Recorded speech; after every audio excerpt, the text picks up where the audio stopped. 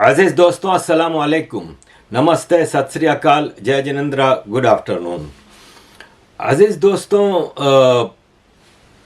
आपको पता ही है कि जैसे कि मैं ये प्रोग्राम करता हूँ उस पर मैं पूरा टाइम अपना लगाता हूँ, पूरी दुनिया की खबरें निकालना, उनकी स्टडी करना, फिर उनकी वेरिफिकेशन करना, लोगों से चीज़ें डिस्कस करना और फिर ये प्रोग्राम बनाता हूँ। अगर आप मेरी इस उसको अप्रिशिएट करते हैं, पसंद करते हैं, तो प्लीज़ सपोर्ट मी। अजीज़ दोस्तों, पाकिस्तान में सिचुएशन ये है कि हालात बहुत ख़राब हैं, इकोनॉमिकली डिफ़ॉल्ट हो चुका है लेकिन इसका ऐलान नहीं कर रहे। महंगाई का आलम बहुत ख़राब है। लॉलेसनेस, नॉन पॉलिटिकल लॉलेसनेस, जिसमें डकैतियाँ रोज़ के हज़ारों मोबाइल स्नैचिंग हो रही हैं, मोटरसाइकिल स्नैचिंग हो रही हैं और पता नहीं क्या क्या डकैतियाँ और लूटमार हो रही है।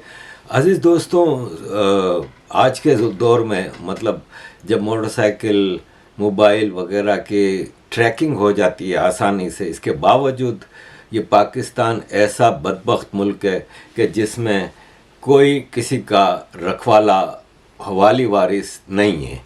हम ये समझते हैं कि हम मतलब मुसलमान हैं, पाकिस्तान इस्लाम का किला है, पाकिस्तान एक मुस्लिम मुल्क है, इसलिए पाकिस्तान एक अच्छा मुल्क है, लेकिन ऐसा नहीं है।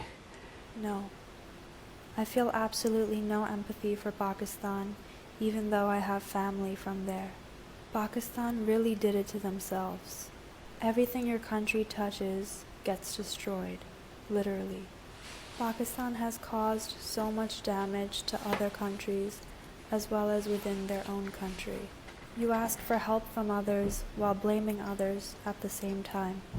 Look at India and even Bangladesh. They are doing much better without you.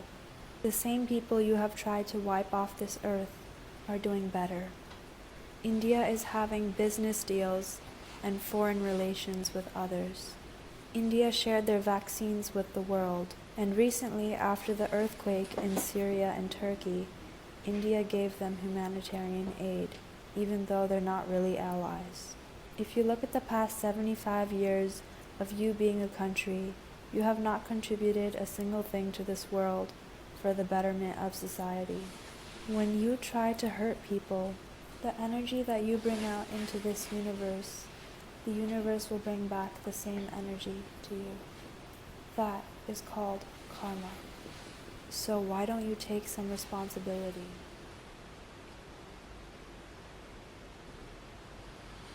Pakistan अपनी बर्बादी का खुद जिम्मेदार है, इसमें किसी को शक नहीं होना चाहिए। ये हमारी ही अपनी पॉलिसीज़ हैं और ये पॉलिसीज़ भी इसीलिए लगाई गई कि इस मुल्क में शुरू से अंग्रेज़ों के और अमेरिका के वफ़ादार पाकिस्तान आर्मी ने चीज़ों को कंट्रोल में लिया और यही पाकिस्तान बनाते वक्त अंग्रेज़ अमेरिका सरकार की पॉलिसी थी कि किसी तरह ये मुल्क डेमोक्रेटिक ना हो जाए। इसीलिए अंग्रेज़ों के दौर से ही इंडिया के दूसरे हिस्सों में जागीरदारी सिस्टम, फ्यूडल सिस्टम को ख़त्म कर दिया गया था। सिर्फ इस इलाके में सरदारी जागीरदारी निज़ाम कायम रखा गया था कि इनको पता था कि यहाँ पे इनको पॉलिटिकल चीज़ों को मैनिपुलेट करने के लिए सरदारी, जागीरदारी और फ़ौजी निज़ाम चाहिए होगा। और यही हुआ कि इस फ़ौज ने आज तक इस मुल्क को सिर्फ इसलिए कि फ़ौज को रखना एक ज़रूरी काम समझा जाए, ये इन्होंने पाकिस्तान के लिए ऐसी पॉलिसीज़ बनाई कि आप हमेशा से भारत और अफ़गानिस्तान से राइट फ्रॉम 1947 एक दुश्मनी वाली पॉलिसी लेके चले थे। एक नया मुल्क आज़ाद होता है, आज़ाद तो नहीं होता, बनाया जाता है एक डिज़ाइन के तहत।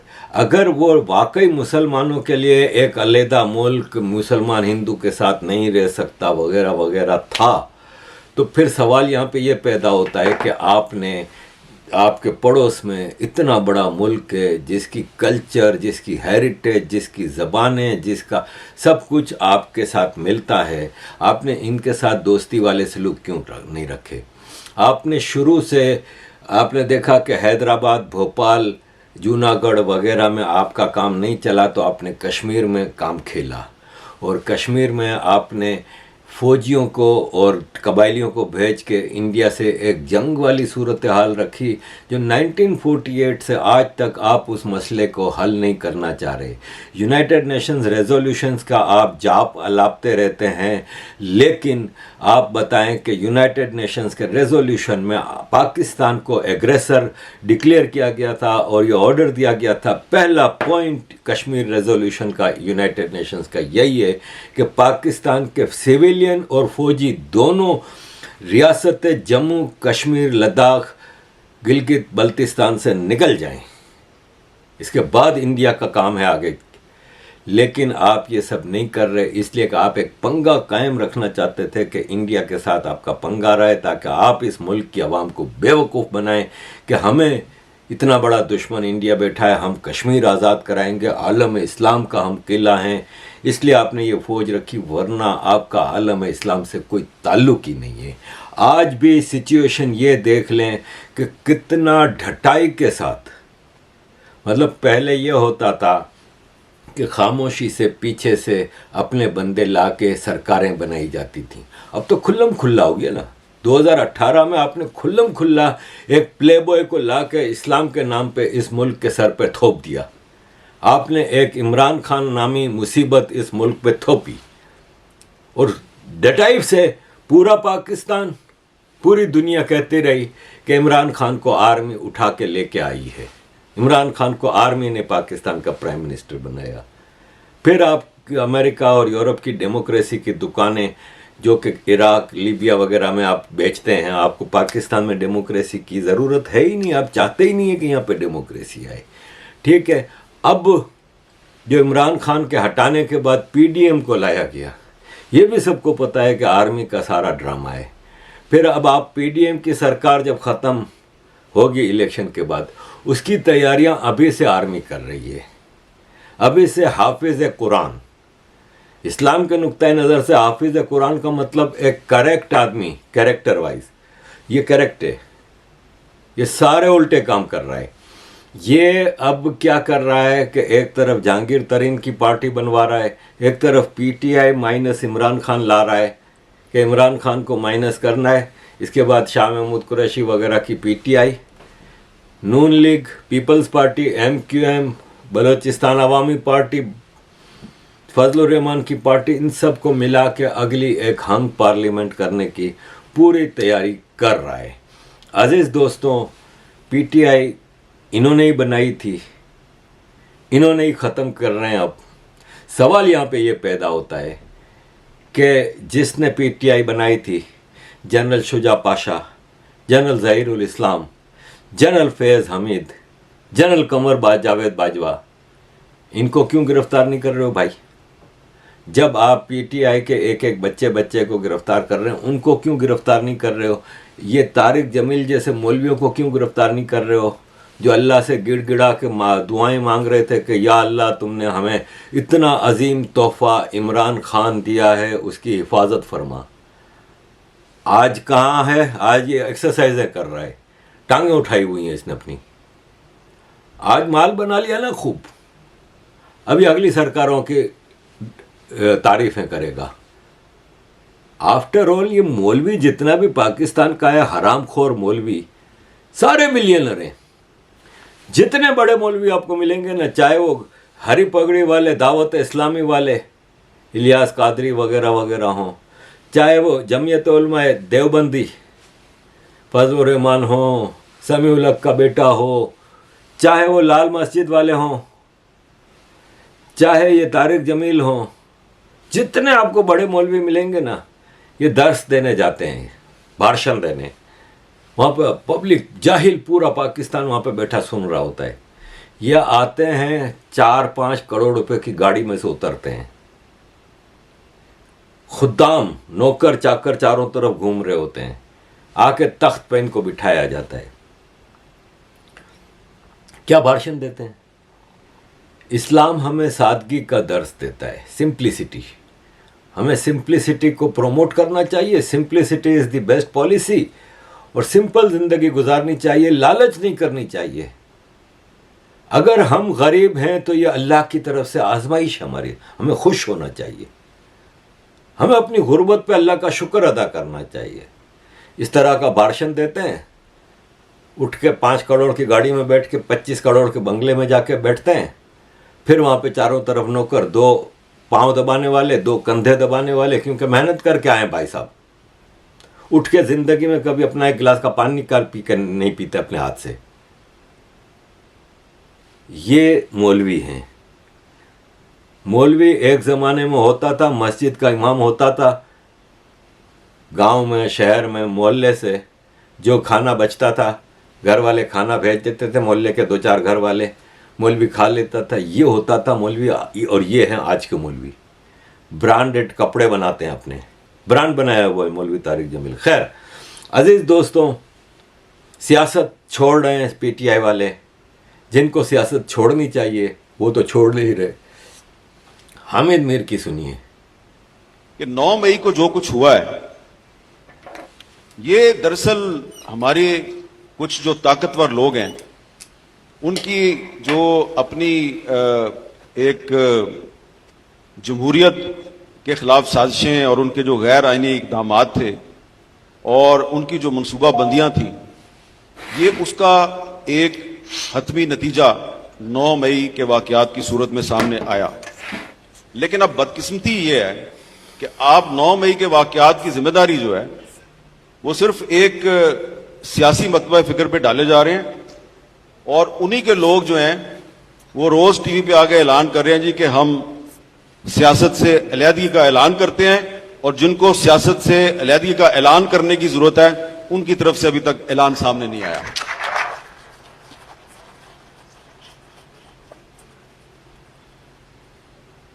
हाँ भाई साहब, तो ये है सारे मसले की वजह कि पाकिस्तान के मसाइल की वजह यह है कि आइन और कानून की बालादस्ती नहीं है। जब तक पाकिस्तान में आइन और कानून की बालादस्ती नहीं होगी, जो कि कभी नहीं रही, तो आप कुछ ना कुछ अच्छा नहीं कर सकते। लेकिन उम्मीद रखनी चाहिए कि ये एक फिक्रे पे जिस भरपूर अंदाज में तालियां बजाई गई हैं, इसका मतलब है ये सारे चाहते हैं कि पाकिस्तान में आइन और कानून की बालादस्ती कायम हो। 2023 पाकिस्तान में नए इंतखाबात का साल है। इस साल पाकिस्तान में हर सूरत में इंतखाबात होने चाहिए, और अगर आपने कुछ ना कुछ पाकिस्तान में अच्छा करना है तो इसके लिए जरूरी है कि इस साल हर सूरत में इलेक्शन करवाएं, ख्वाह कोई भी जीते। कुछ ना कुछ अच्छा उसी वक्त होगा जब पाकिस्तान के आइन के तकाजे पूरे किए। अजीज दोस्तों, पाकिस्तान आर्मी से आप दुनिया का घटिया तरीन काम एक्सपेक्ट कर सकते हैं। पंजाब के इमरान खान और पंजाब के इमरान खान की पंजाबी पार्टी पीटीआई के ऊपर हल्का हाथ रखा है। खदीजा शाह के ऊपर हल्का हाथ रखा है। अभी इनके साथ वो चीज़ें हो नहीं रही जो बाकी इलाकों में होती हैं पाकिस्तान के। एक लड़की नजमा बलोच ने सुसाइड की परसों। इसके बाप ने एक चैनल को इंटरव्यू देते हुए बताया कि ये मेरी बेटी नजमा बलोच है, वो एक टीचर थी और हमारे घर पे आर्मी वाले रोज़ घुस आते थे, और इन्होंने नजमा को उठा के ले गए और नजमा को कहा कि तुम सेक्स जिहाद दोगी पाकिस्तान फौजियों को, क्योंकि वो यहाँ पे बलूचिस्तान में टेररिस्टों से जंग लड़ रहे हैं। तो इनकी सेक्स की रिक्वायरमेंट तुम पूरी करोगी और दूसरी बलोच लड़कियाँ पूरी करेंगी, और तुम बलोच कर्मचारी जो हमसे लड़ रहे हैं इनके इलाकों में जाओगी और वहाँ से ख़बरें ला के हमें दोगी। नजमा बलोच ने मना कर दिया। नजमा बलोच ने मना कर दिया तो उसको धमकियां देने लगे और उसको बोला कि ये हमने यहाँ पे एक कैंप बनाया है जहाँ पे हम बलोच लड़कियों को ला के रखेंगे, और ऑलरेडी रख भी रहे हैं, और यहाँ से फ़ौजियों को रात को लड़कियाँ सप्लाई की जाएंगी, और हम तुम्हें मतलब शराफत से समझा रहे हैं कि तुम हमारी ये बात मानो। नजमा ने सोचने का टाइम मांगा, घर आई, ख़ुदकुशी कर ली। ये ज़िला आवारान का वाक़या है। यहाँ पे डॉक्टर अल्लाह नज़र बलोच, जो बलोच तहरीक के इस वक्त बहुत बड़ा नाम है, वो भी इसी ज़िले से ताल्लुक़ रखते हैं। ये है पाकिस्तान आर्मी के कैरेक्टर की लोएस्ट। दुनिया में अगर कोई पोजीशन है तो वो ये है। आईएसआईएस यही चीज करती थी, लेकिन नॉन मुस्लिम, कि उनके पास एक रीजन था इस्लामिक क्लोज को लाके कि भाई काफिर लड़की को, ये इस्लाम के सिपाही बनते हैं पंजाबी फौजी, ये अपनी पाकिस्तानी मुसलमान लड़कियों का ये हाल कर रहे हैं क्योंकि वो पंजाबी नहीं है। ये खिदमत खदीजा शाह से नहीं ली जाएगी, नजमा से ली जाएगी। अजीज दोस्तों, पाकिस्तान का ये हाल है कि खाने को पैसा नहीं। दुनिया में इतनी महंगाई कहीं नहीं बढ़ी है जितनी पाकिस्तान में बढ़ी है। लेकिन हमारा फॉरेन मिनिस्टर, जॉर्डन में क्राउन प्रिंस की शादी हो रही है एक सऊदी लड़की से, वो शादी अटेंड करने गए हैं। जयशंकर जी गए थे क्या? कोई भारत को तो किसी की मोहताजी नहीं है, भीख नहीं मांगता, किसी से पैसा नहीं, शादी अटेंड करने की है। बिलावल घूमता फिरता रहता है। ये पिछले 1-1.25 साल से जो फॉरेन मिनिस्टर बना है, इसने कहा मैं दुनिया का कोई मुल्क नहीं छोड़ूंगा, सारे मुल्क घूम लूंगा, सरकारी खर्चे पे 5 स्टार गवर्नमेंटल प्रोटोकॉल के साथ। और वहां से ये 5 दिन इराक में रहेगा, भीख मांगने के लिए नई मार्केट इराक। क्या अब इराक में जंग वंग खत्म हो रही है? इराक तो है तो सही ना, rich country, oil rich country, वहां से पेट्रोल मांगेगा, भीख मांगेगा, उम्मा का चूरन बेच के वहां भीख मांगने की है।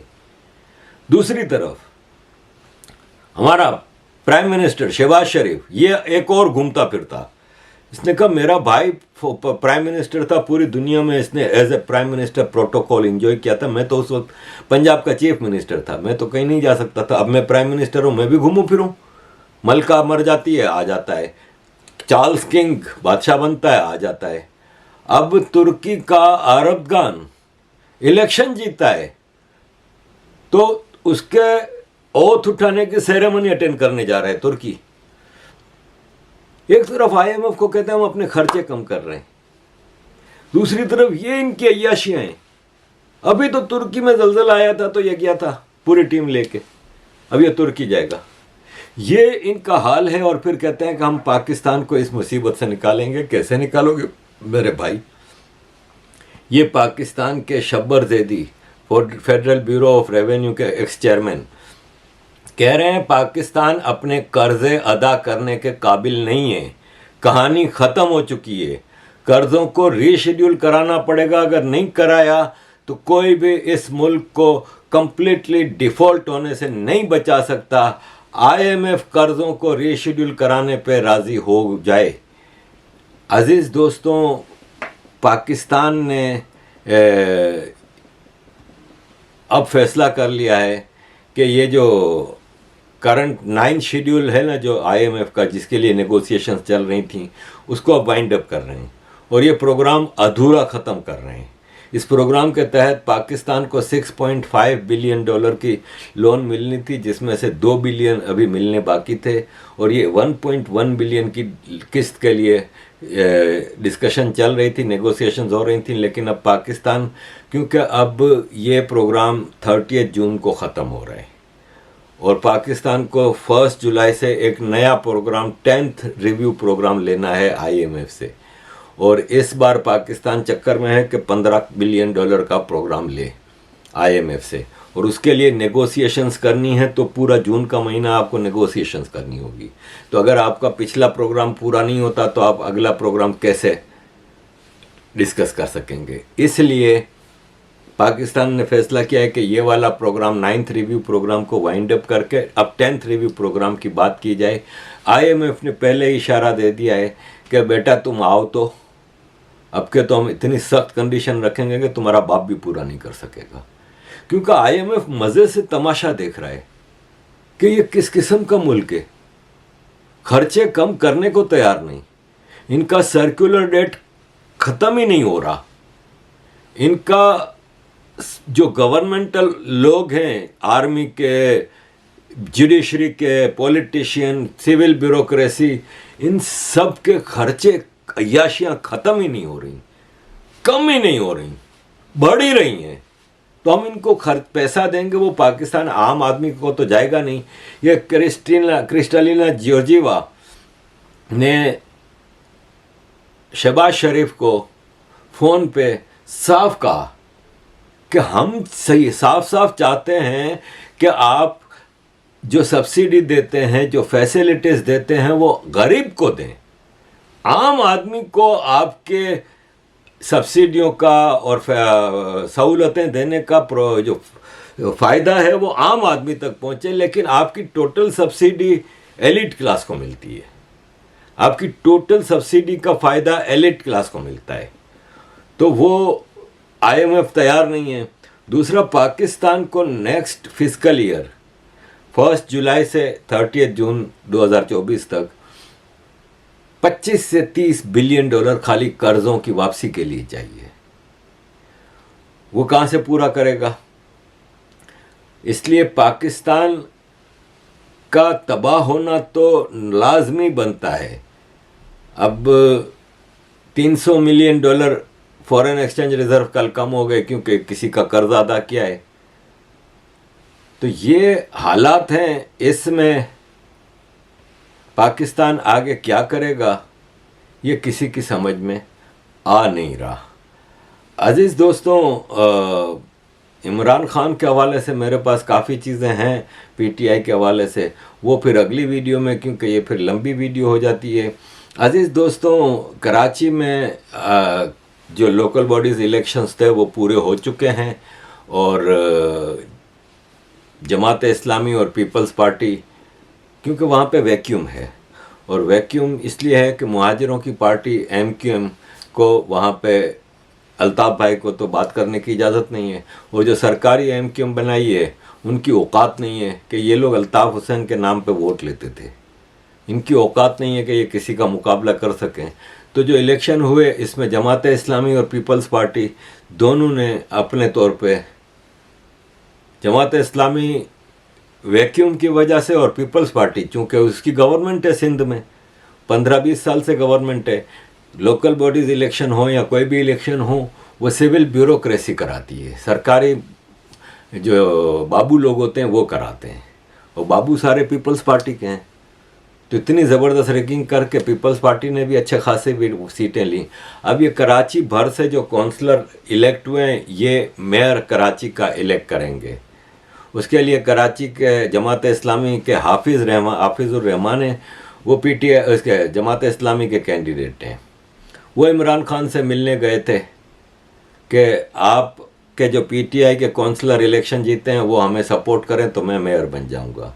इमरान खान ने यही कहा है कि तुम इस वक्त बेस्ट आदमी हो और मैं PTI के तमाम काउंसलरों को कहता हूं कि तुम्हें वोट दें। पीपल्स पार्टी क्या कर रही है कि जितने PTI के काउंसलर जीते हैं उनका शिकार कर रही है, उनको उठा के, क्योंकि इस वक्त PTI के लोगों को उठाया जा रहा है तो उनको उठा के सिंध पुलिस के ज़रिए बंद कर रही है, और अंदर उनको प्रेशर दे रही है कि या तो डायरेक्टली पीपल्स पार्टी ज्वाइन कर लो या फिर जब मेयर का इलेक्शन हो तो तुम वोटर हो, काउंसलर वोटर होते हैं, तुम वोटर हो, तुम पीपल्स पार्टी को वोट दोगे। तो ये एक ड्रामा चल रहा है इस वक्त कराची में इलेक्शन के हवाले से। अजीज़ दोस्तों, पाकिस्तान के हवाले से ये सारी चीज़ें मैंने आपके सामने रखी हैं। ज़ालिम खलीलज़ाद ये अमेरिका के रिप्रेजेंटेटिव फॉर अफ़गानिस्तान हुआ करते थे। वो फिर जब तालिबान सरकार बनी और अमेरिका ने अफ़गानिस्तान से वॉकआउट किया और सब चले गए तो इसके बाद ये फारिग, अब ये इमरान खान की दलाली कर रहे हैं, और इस वक्त ये रोज़ ही ट्वीट पे, बयानात पे इमरान खान को सपोर्ट कर रहे हैं, आर्मी को वो कर रहे हैं। तो आर्मी ने खलीलज़ाद को साफ कह दिया कि भाई साहब तुम अपनी औकात में रहो और पाकिस्तान के मामले में तुम्हें बोलने की कोई ज़रूरत नहीं है। तो अज़ीज़ दोस्तों, ये सारी सिचुएशन है जो मैंने आपके सामने रखी पाकिस्तान के हवाले से, और उम्मीद है कि आप अपना सपोर्ट हमें देंगे ताकि मैं प्रोग्राम को पीसफुली स्ट्रेस फ्री होके कर सकूं और उसमें ज़्यादा बेहतरी ला सकूं, ज़्यादा उसको प्रोग्राम को अप टू डेट रखूं। थैंक यू वेरी मच अजीज़ दोस्तों for your support, keep supporting. ये आपके सामने है, बैंक अकाउंट भी है, पेपाल है और पैट्रियन है। आप इन उस प्लेटफॉर्म से हमारी मदद कीजिए। थैंक यू वेरी मच अजीज़ दोस्तों, कीप सपोर्टिंग।